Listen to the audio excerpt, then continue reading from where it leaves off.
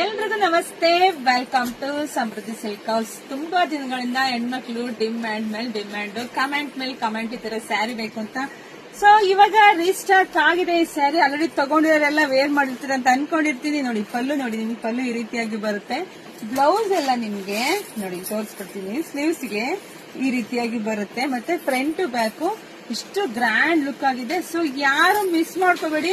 ಹೆಣ್ಮಕ್ಳಿಗೊಂದು ವಿಶೇಷವಾದ ಮಾಹಿತಿ ಏನಂದ್ರೆ, ಯಾವುದೇ ಫ್ಯಾನ್ಸಿ ಸ್ಯಾರಿ ತಗೊಳ್ಳಿ, ಈ ತರ ಕಟ್ ವರ್ಕ್ ಬಂದಾಗ ಇಲ್ಲಿ ನಿಮ್ ಸ್ಯಾರಿ ಈ ತರ ಕಟ್ ಆಗಿರುತ್ತೆ. ಇದನ್ನ ಡ್ಯಾಮೇಜ್ ಅಂತ ಯಾರು ತಿಳ್ಕೊಬೇಡಿ.